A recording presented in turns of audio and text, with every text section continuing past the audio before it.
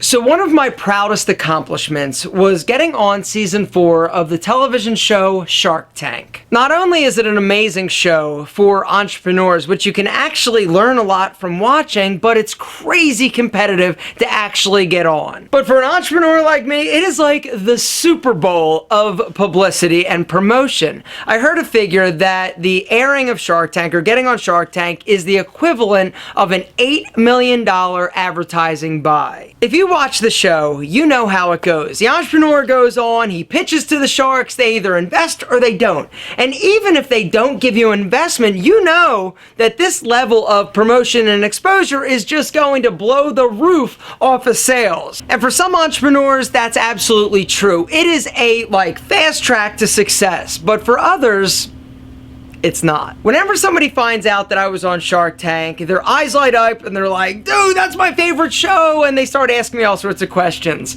Like, hey, did you get to sit down? How was Mark Cuban? Is he really as cool as you? I'm like, yeah, it's not exactly like me hanging out at a coffee shop with these people, but I thought it would be cool if I actually told you sort of what happened after my show and my episode aired, because I never really addressed it.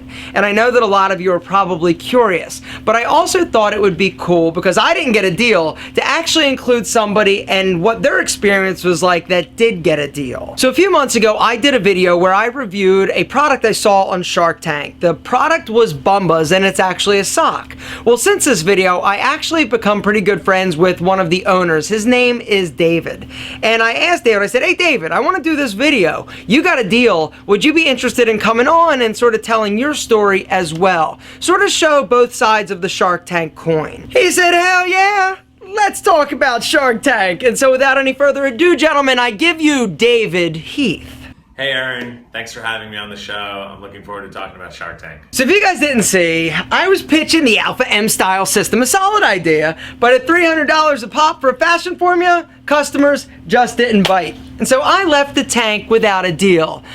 David, what about you guys? What happened? Yeah, we went into Shark Tank looking to close a deal with Damon John, and that's exactly who we got when we left the tank. And couldn't be happier. We thought the experience on a whole was amazing. So David got a deal, as do a lot of entrepreneurs, but when you see the deal getting done on Shark Tank, it's really a handshake agreement.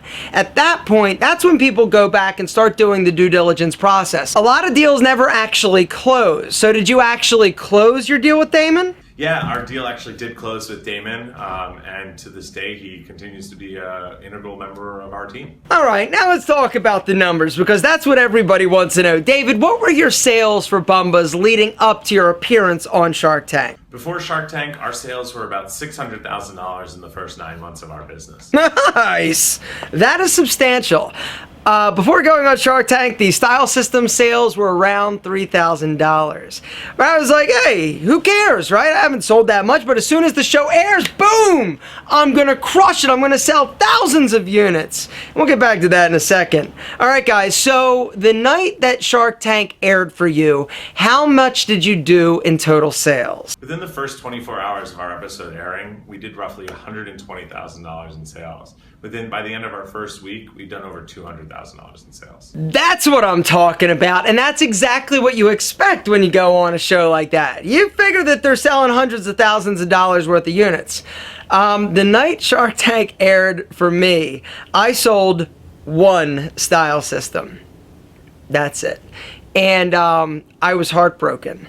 You know, because my main goal and objective going on the show was to get exposure for Alpha M, but then to sell a hell of a lot of style systems. And it didn't happen. And the frustrating thing for me was that I was out there pitching for like 45 minutes, which actually got condensed into like 8 minutes. So they cut a lot of great stuff out. What about you guys? How long were you out there actually pitching? You know, this is a question we actually get asked a lot. And while our episode only showed about 13 minutes of footage, we were actually in the tank for well over an hour. During my pitch, I was talking all about Alpha M. At the time, I had like 50,000 YouTube followers, and I thought this was like the biggest number in the history of big numbers. And so I thought that was impressive. I also talked all about my membership website at the time, iamalpham.com. And so there I am talking all about this, about why these sharks should invest and why I was really selling it, right? And they edited and cut everything out of my clip where I was actually talking about that and just focused on the style system. So all of the website traffic that I was expecting and hoping for didn't happen for me. Nobody went, nobody came, nobody knew to type in Alpha M. It just didn't happen. How about you guys? How much traffic did you see when that show hit? What was the spike? The night our episode aired, we actually saw well over 100,000 unique visitors. And that's what I was hoping for, but I didn't get it. So here's the scenario. It's me at my house. I ordered like 12 pizzas. I had all my friends and family there. We're all sitting there watching, getting excited. And I felt like I got hit by a bus. All of the things that I was hoping for didn't really show. I thought that I came across well. I didn't embarrass myself, but all in all, the show was a complete letdown in terms of sales. I didn't get a sales explosion. Traffic, I didn't get that. It was heartbreaking for me. I didn't get a boost. I was on a cool show. I've got a cool story. And I had an amazing time. That was the best thing for me that came out of being on Shark Tank. I didn't get this explosion like you would expect. As a result, I sort of had the brainstorm for Pete and Pedro, and so that is one positive thing that came out of it. But as far as style system sales, they just really never materialized. Guys, how about you? What have total sales for Bombas socks been since your show aired? Since Shark Tank, our sales have been well over $4.5 million. And to date, we've donated over 450,000 pairs of socks to those in need. And that is in less than a year. So he goes from like 600,000 to 4 million after the show airs. I would say that is a Shark Tank success story. Do you have any last words of entrepreneurial wisdom you would like to share with the audience? Yeah, the one piece of entrepreneurial advice that I was constantly given, and the piece that I love to share with everybody is stay focused. As you're developing your idea, you're going to want to get pulled into a number of different directions. We were thinking about doing underwear for a while. We were thinking about doing other products, but once we really decided to rein it in and solely focus on socks, solely focus on the one thing that we know how to do really, really well, as well as cater back towards our mission, things just became so much easier. So focus is the key. I also want to thank Aaron for having me on today. Keep up the great work, man. Underwear?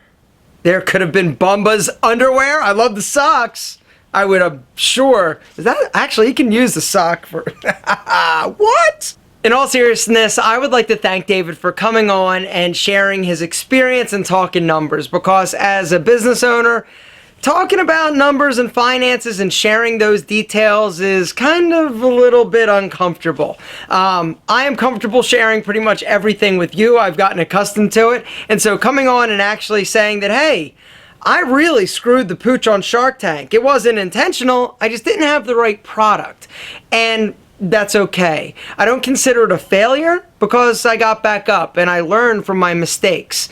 It was a definite eye-opening experience, and something that took me, after that show aired, I was bummed out for a little while. Probably about a week. But being an entrepreneur, being all bummed out and depressed and moping around isn't a luxury that I afford myself. I knew that there had to be a better way and something else for me to do. And like I said, that's kind of how Pete and Pedro was born. And so if it wasn't for Shark Tank, I don't know that it ever would have happened. Or I should say the Shark Tank rejection.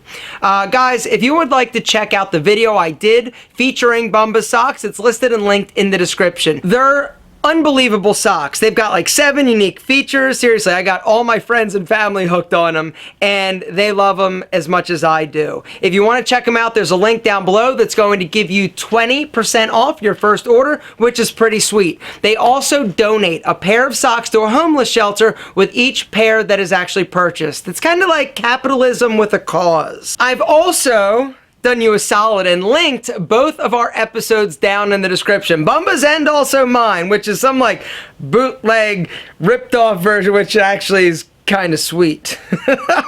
It's awesome because it's up there. Gentlemen, I love talking about Shark Tank because I love that damn show.